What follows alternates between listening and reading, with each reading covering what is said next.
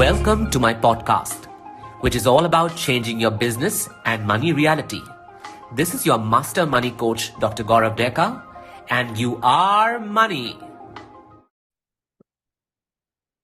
Hey, my friends. I hope all of you are doing amazing in 2023. So today I bring to you one of the episodes that I did for my Substack newsletter. So people who don't know about my Substack, so Substack happens to be a platform where I send newsletters, which has coaching in the form of emails, and people subscribe to it. And guess what? It's for free, right? So if you haven't subscribed to my Substack, the only thing that you need to do is go to the show notes and you'll find the link there. It's drgauravdeka.substack.com.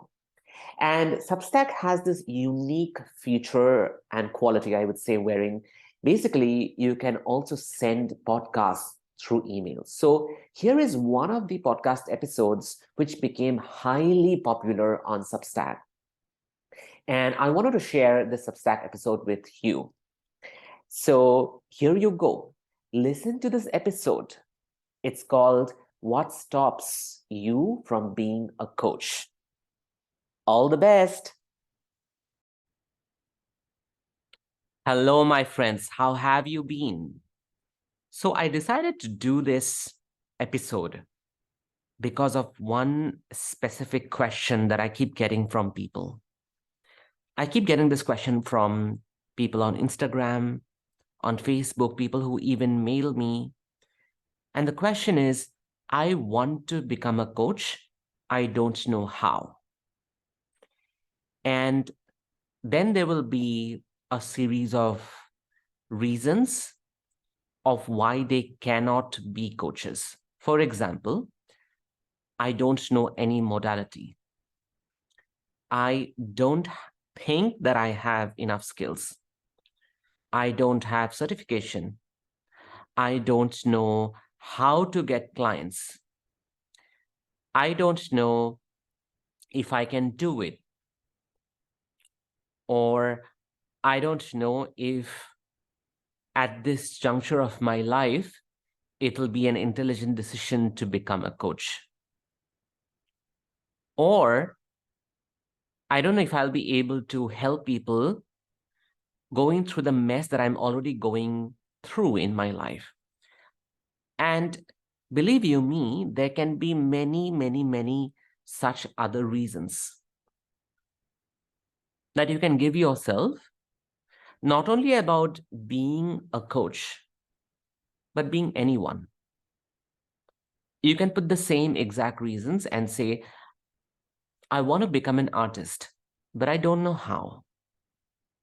I want to write a book, but I don't know how. I want to cook a meal, but I don't know how. I want to go out and think, but I don't know how. You can literally put anything there and say, but I don't know how. And I want you all to know that perhaps you think becoming a coach or being a coach is something different from what you already are. And here is what I have got to offer to you. I want you to think and deliberate on this question that I'm going to give you. And that is, what if you were already a coach even without your knowing? Even without you calling yourself a coach, adding a designation, knowing a skill, having any kind of approval or certification, what if you were already a coach? Think about it for a moment. What are the different ways by which you can be already a coach without becoming one? Right? And this must be confusing for you, that how is that possible?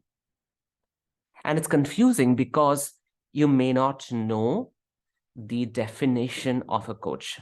Who is a coach? A coach is someone who helps other people change their thoughts. A coach is someone who helps any human being reach point B from point A if they are in point A and they want to reach point B. For example, I am having an emotional thought wherein I'm not able to think clearly because I'm anxious and because I'm scared. My fear is that I will not be able to score well in my upcoming examination. And you have a natural inclination to come to me and tell me, but why do you think you will not score well in your next examination? And I would say, I feel that I haven't studied enough. And you would say, okay, tell me more about this feeling, right? I want to know. And then I tell you a lot about my feeling of why I think I have not done enough and not studied enough, and because last time I did not score well. And then what you do is you tell me that, okay, maybe this time can be different for you. Let's go over whatever you have studied so far. And what if the questions that come in this examination are from the portions that you studied? So what you are doing is you are helping me in some way to question my current set of thoughts, right? You are helping me in a certain way go over my thinking process and examine if my thinking process is a true one, if it is helpful for my future. And then from talking with you, I realize that it's not helpful because it doesn't allow me to come from an empowered space, and it doesn't allow me to stay positive while I appear for my examination. And then after talking to you for an hour, I start feeling better. And then I go and appear for my examinations, and I come back home happy and satisfied that I had answered all the questions, that I had clarity of thought. I did not have anxiety in my body while I was appearing because your voice kept on ringing in my head. And I felt that you could provide me with that confidence that I needed to appear for my examination. And ultimately, I score well. That is coaching. Okay? That is coaching, because I was somewhere that I did not like being there. And then I spoke about that situation to you. And then you came up and you helped me examine my thoughts, get rid of my difficult feelings, step into a position of power, and basically go ahead and do what I wanted to do. You basically helped me feel better inside my body and inside my brain. And that is coaching. So coaching is anything that helps a person, helps a human being move from point A to point B. Given that they are at point A right now and they are not liking the fact that they are at point A. For example, I weigh 85 kgs and I'm not liking it at this moment, and I want to reach to a position where I weigh 60 kgs. And what happens is you may not have nutritional expertise, or you may not have the expertise of helping me with exercise. I can hire a nutritionist and I can hire a trainer who can help me with my exercises. But what you tell me is, okay, we are going to talk every single week and we are going to question the thoughts that help you to realize what makes you crave the sugary stuff, what makes you crave the stuff that has a lot of trans fat, Or what makes you crave food after 10 at night? Food loaded with carbs. And you say that, I don't have a degree in nutrition, and I don't have a degree in training, in weightlifting, in yoga. But what has happened is last year I was weighing 70 kgs, and this year I dropped to 55. And I did it by simply, cutting down on certain food. And this is one part of my life that I'm confident about, that I know. So I'm going to help you see and examine the thoughts that go behind you overeating, right? So you are being very clear to this person and saying that, let us go and see the thoughts. Let us go and see the feelings. Let us go and look at the urges. Let us go and look at the cravings. And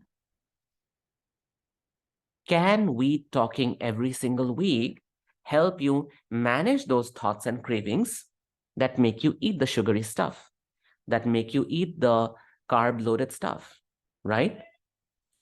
So maybe you are not an expert, but you have a personal experience in your life, and now you want to share that personal experience because you know exactly how to do it, not because you have a degree, not because you went to a college which taught you how to reduce weight, how to lose weight, but it's just that you did it in your life, and now you want to share that with a couple of people. And then you go ahead and you tell them that this is how I can help you, right?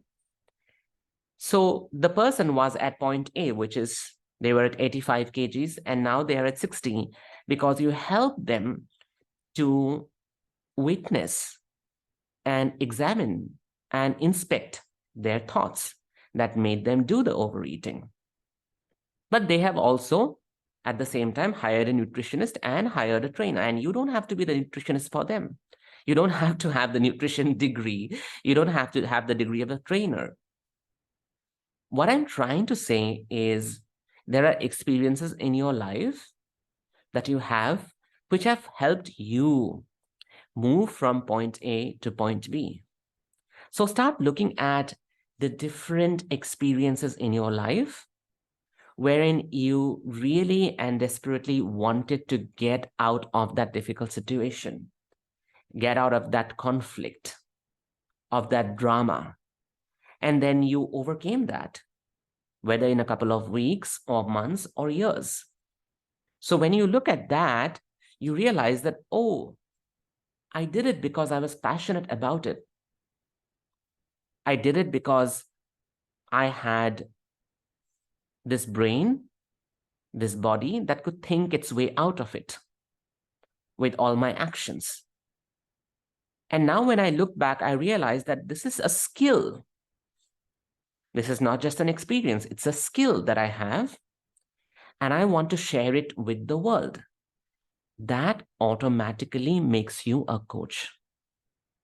When you want to share your positive experience with the world and help people move through their difficult experience to the positive experience that they want to move to, you already are a coach. So each one of you listening to this episode are already a coach, right? Because you know at least one thing, and you're passionate about at least one thing that you want to help people with. And it's not necessary for you to have a degree, a certification, a training in it. Okay? So it can also be wherein a person wants to get out of a difficult relationship and they are not able to. It can also be that someone wants to quit their toxic job and they are not able to. It can also be that someone wants to choose a career path and they are not able to. It can also be that someone wants to start dating, but then they are hesitant about how they look. It can also be that someone is about to get married and they are anxious about how the marriage is going to work out for them. It can also be that someone wants to get glowing skin and they don't know how to get it, right? It can also be that someone wants to start a cooking business and they want to locally distribute food, but they don't know how to cook and how to talk to people about marketing their products. What I'm trying to say is every single person in this world has a point A and a point B, and they want to reach point B. And in between, they face a block. And that is where you come in, wherein you help this person have a conversation with you, talk to you. You give them not only a couple of solutions, but you also ask them, good questions that what can they do? Why are they scared? How can they progress towards their goal? What stops them from getting there? Basically addressing their thoughts and feelings, right? You don't have to be a trauma expert to be a coach. For example, in my case, I use the coach in a broad term, in a broad use, because I have multiple professional designations and identities. For example, I have a medical degree, which makes me a doctor. Then I have a degree in psychoanalysis, which also makes me a psychologist. Then I have certifications in various forms of trauma work and regression therapy, which makes me a regression therapist and a trauma expert. And then, of course, the majority of my work is to bring all of these different interdisciplinary fields together under one umbrella and teach people how to make money and have a sustainable business by putting themselves out there in the world. And I basically help coaches to make money. But behind the idea of money, I go and approach many other different aspects of their life, like trauma, like shame, like inability to show up in the world, like the neuroscience of selling. So in my case, it's different because I have a variety of expertise. And what I want to tell you is, even when I did not have this expertise, I was still a coach. I particularly remember back in the second year of my medical college, when I was studying medicine back in second year, there were a couple of young boys and girls who came to me and they wanted to become doctors. They were in their, I think, 11th standard or 12th standard. And they came and asked me, what can I do to become a doctor? And instead of telling them step by step how to become a doctor, what I did was I asked them, why did they want to choose that? Why did they want to choose that career? What thoughts did they have about the identity of a doctor that made them choose? And for so many people, it turned out that they wanted security, they wanted some kind of safety, they wanted to please their parents, they wanted to be seen as respectable people in the society. And then I helped them examine and look at these thoughts and guide them to what they really wanted to do. And one of them wanted to be an engineer and not a doctor, but he was under parental pressure. One of them wanted to be an artist. One of them wanted to be a writer. One of them wanted to be a tech expert into software engineering. And I helped them embrace those feelings and thoughts by showing them that whatever they were thinking about being a doctor was not actually true. That they would instead might not like it being a doctor. I think 2 of them went ahead and became a doctor. The rest of them ended up choosing what they wanted to choose. How could I do that? I could do that because I had the confidence that I can help these people.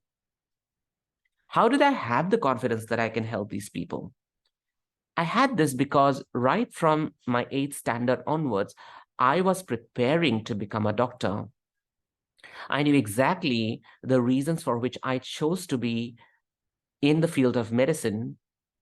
And when I finally entered it, I realized that the reasons that I gave myself were not enough or not true. So while I had curiosity for the subject and excitement and passion for the subject, there were other reasons for which I also did not end up liking the environment of being in a medical college. And I can look at that experience of mine as an experience of failure that, I prepared from class 8 onwards till class 12 to become a doctor. And now I went in and I did not like it. How am I in this world qualified enough to tell anyone if they should become doctors or not become doctors? But I did not do that. I used my experience. I looked at the reasons that I gave myself, the steps that I took. And the fact that I did not like it after entering the field of medicine, I made that as a point of strength, as a point of power, instead of making it as a point of weakness about myself.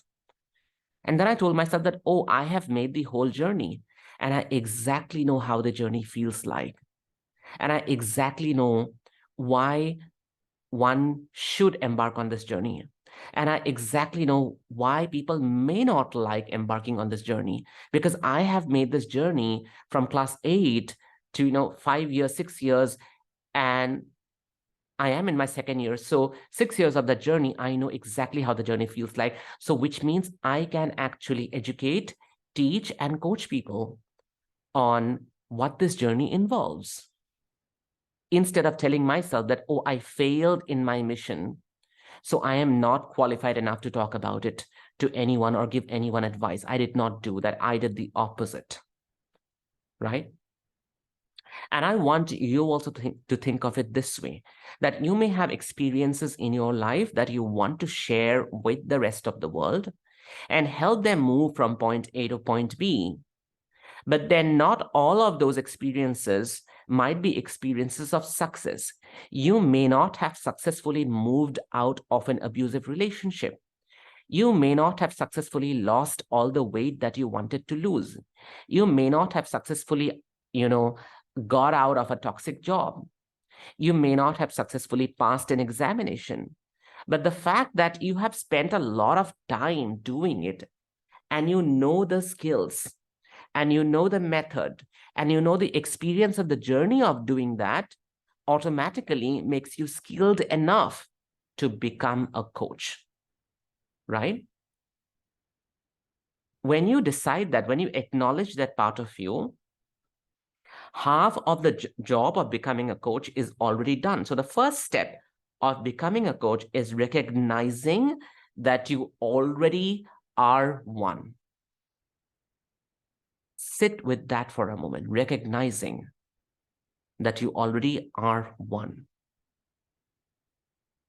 When you acknowledge that, immediately there might be other thoughts that might flood into your brain. For example, do I now need a certification? I don't know if people will take me seriously.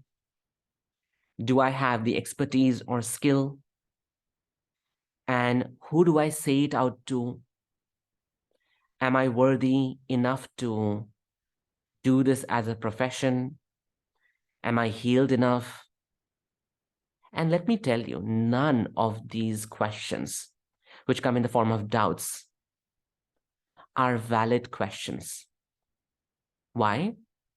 Because people that you speak to are not concerned about them. You are concerned about them. You are the person who gives yourself the reasons of why can I not be a coach? In fact, I really invite you to take a paper and pen and write down all the reasons because of which you cannot be a coach today. And you will see that all those reasons are reasons that your brain gives you. These are reasons that you bring onto the table. People you speak with are not concerned about them. People you present to are not concerned about them. People who you show up to are not concerned about them. What are people concerned about? People are concerned about getting help. Those guys who came to me when I was failing in my medical school in second year were not concerned with my depression, were not concerned with how I was struggling to not go to college and avoiding my classes. They were not concerned with how much marks I was getting. They were not concerned with the subjects that I was not able to perform well in.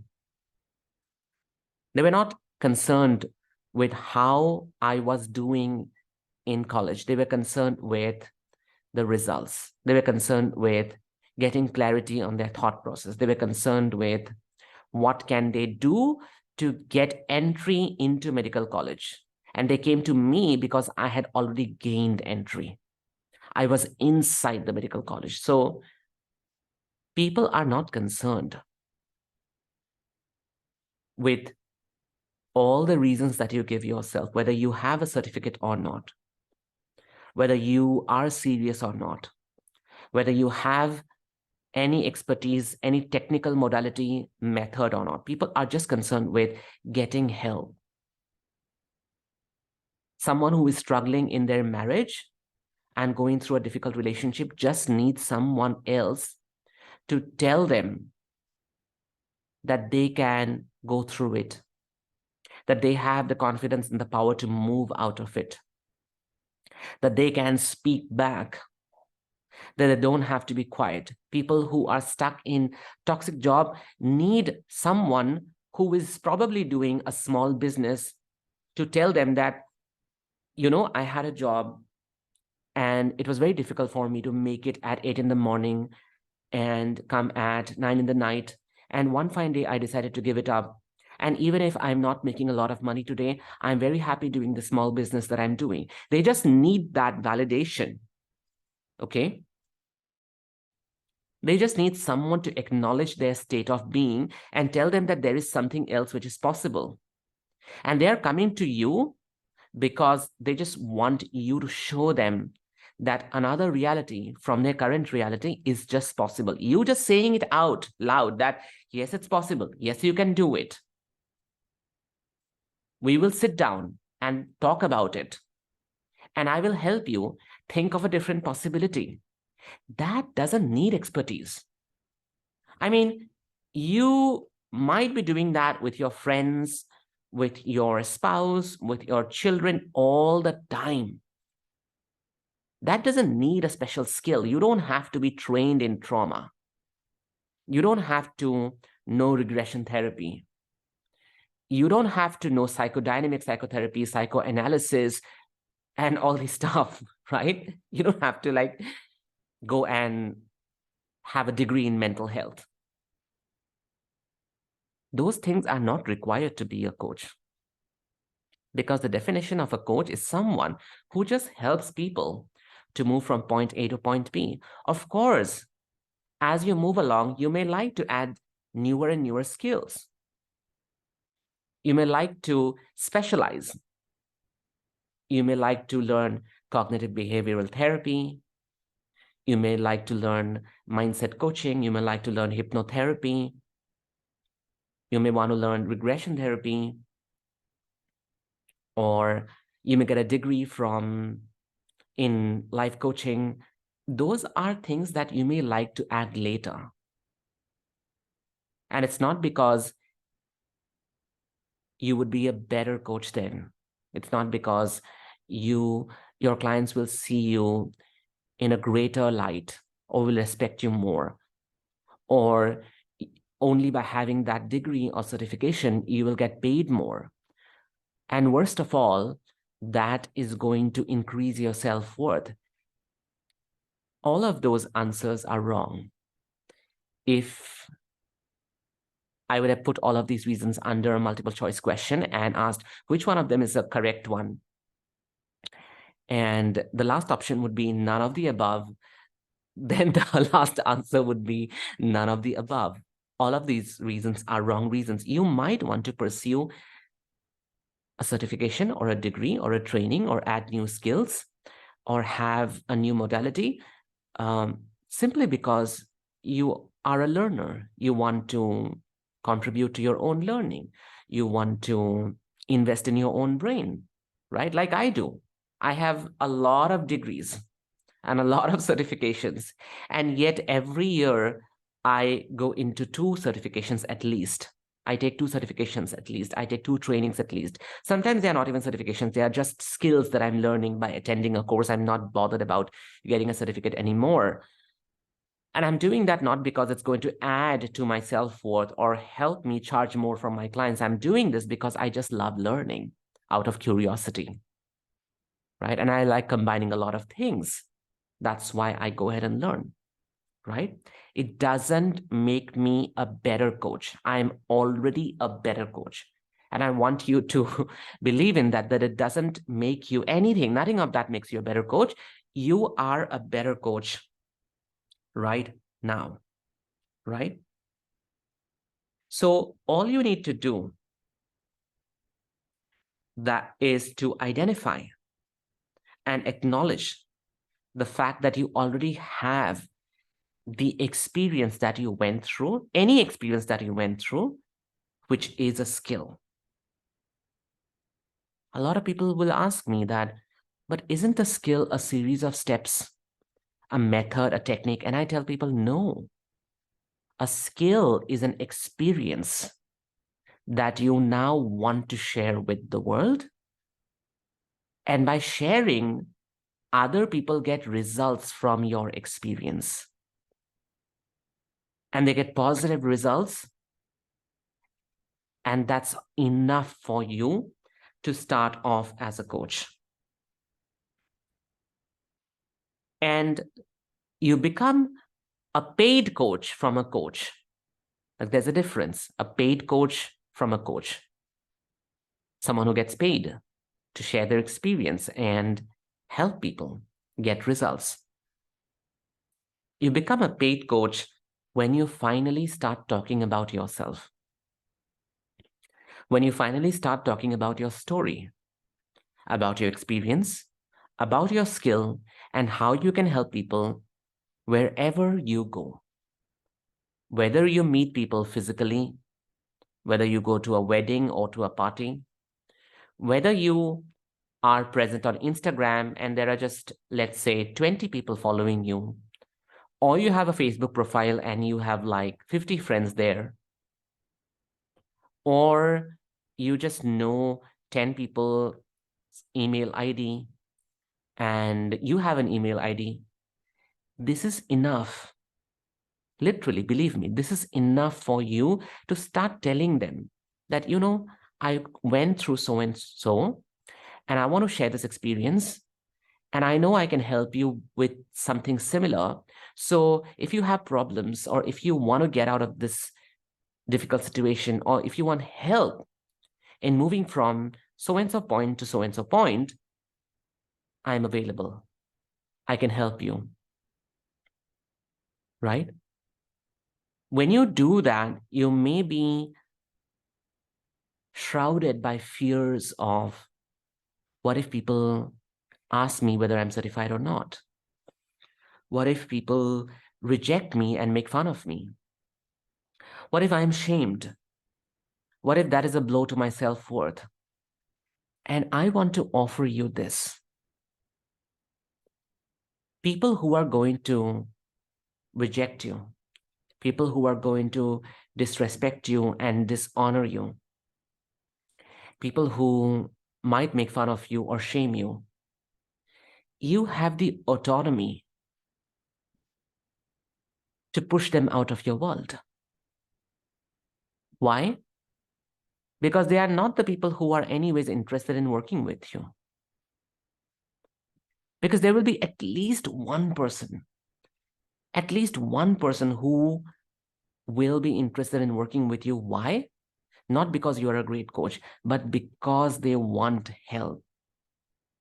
Out of the 20 people you speak to, the 50 people that you introduce your new work with, the 10 people that you write an email to, there will be at least one person who will desperately want help with something. If you don't speak up, if you don't share your story, if you don't talk about your experience, if you don't tell them that I can help you, and if you don't say it like every single day, some people ask me that, should I make an offer every single day? Basically, should I tell people that I can help them every single day? And I would say, why not? Because every single day, there are different people who might be showing up in your vicinity. You might be meeting physically different people every single day. People on your Instagram profile might keep showing up every single day. Different people, not the same ones. Different people might just send you a friend request, right? What I'm trying to say is, even if you talk about yourself, your life, your experience, the skill that you have gained as a result of that experience, and the fact that you can help people, even if you keep talking about just that every single day to 50 people, to 20 people, there will be one person who will be interested in working with you, in getting coached by you, in seeking your help, right? So what I'm urging you today, right now, right after you finish listening to this episode, what I'm urging you today is to go out and tell just these 5 things. Who are you? Your story, your experience, the skill that you have gained as a result of that experience, and the fact that you can help people. And do it to as many people as you can. That does not mean that you have to go into anxiety and, hyperventilate, thinking that, oh my God, where am I going to get all these people? Where am I going to get all these people? People are already around you. As many people are there around you are enough. If you are listening to this episode, then you are definitely somewhere on Instagram, somewhere on Facebook, somewhere on LinkedIn. You might be on WhatsApp, and you may have 100 people on your phone book list, or 50 people in your phone book, just putting up a status, making a post, writing a simple sentence like, I went through this experience. I know I can help you. If you are facing similar issues, reach out to me. Just that much, making a status, making a post, putting it up in a story, putting a Facebook post is really, really, really enough. And if you're not confident about charging as of now, you don't have to. Maybe you tell yourself that, okay, I'm going to just coach 10 people, 15 people, 20 people free of cost, and I'll just build up my confidence if that is something that you want, although that is not necessary, by the way. That's really not necessary. You can start with your first client, and your first client can be a paid client. Like back in second year of medical school, when I was coaching these young people, I just took like $200 from each of them, right? And there were 5 people, and I had just made $1,000 because I was putting my time and energy and my experience of 6 years of preparation of getting into medical college, right? Of course, I did not have a very clear-cut understanding of why I was charging them, but I just thought at that time that, okay, I just want to like have some pocket money. So, I'm going to like charge them 200 rupees for spending time with me. I thought like that. Like today I have a clear-cut understanding, right? So what I'm trying to say is, it's not necessary for you to not charge and do these as practice sessions. But if you feel that, okay, fine, I'm going to do this and I'm going to start taking up clients to build up my practice and build up my confidence. So I'm going to do this as practice, right? So all you need to do is put yourself out there, right? So the first point was recognizing and acknowledging and identifying the fact that I'm already a coach. Second is to just show up by putting those 5 points, right? This is what we call as making an offer. When you use these 5 points and you show up, this is exactly what you call as making an offer, that I'm making an offer, believing that there are people who are going to take it up. You have to really, really consciously believe that there are people in this world. 7 billion is the population of this world. If I keep showing up every day, even to a limited number of people, they are going to speak about me to other people, and someone is going to show up. Someone might just refer. Someone might just say that, I know this guy, I had seen their WhatsApp status. They said that they are a coach who help people go through emotional crisis or relationship difficulty, for example. And I think I can just pass their number to you and you can speak to them. That is also possible. It's not just that you are showing up to a limited number of 20 people, and even if none of those 20 people are interested in working with you, they might just know someone who may need help, right? And that makes you a paid coach. This is how you make an offer.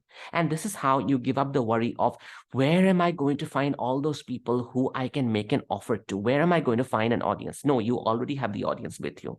The limited number of people that you know is your audience. What will get in the way is your fear of rejection, fear of being shamed, fear of being judged. And I want to once again tell you that none of those people who would do that are going to be your clients.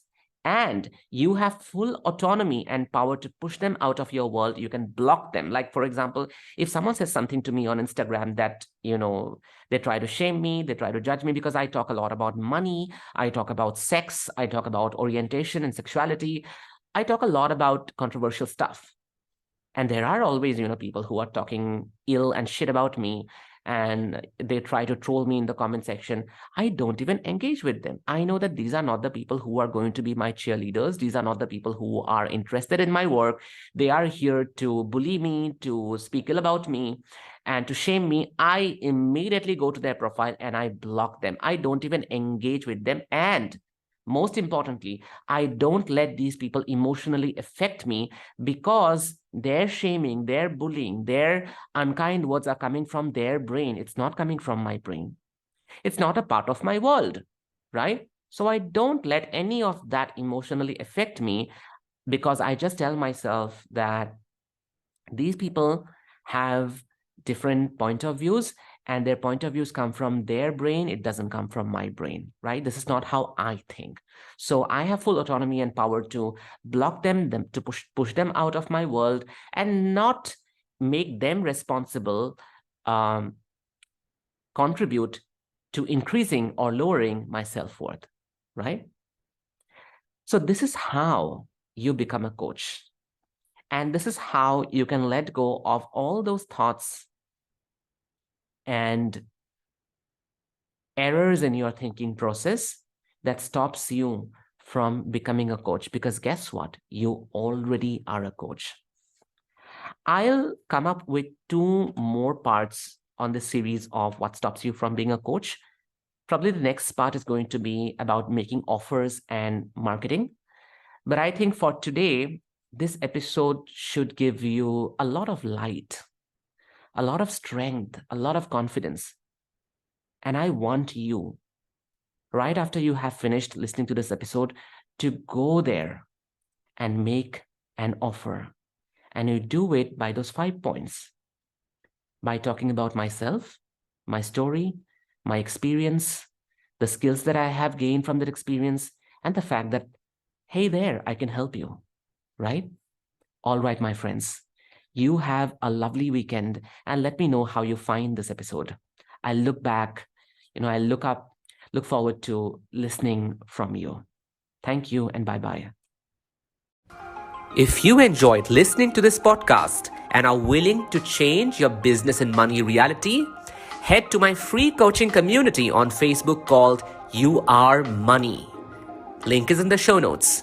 And do not forget to leave a review on Spotify.com or Apple Podcast. Thank you so much.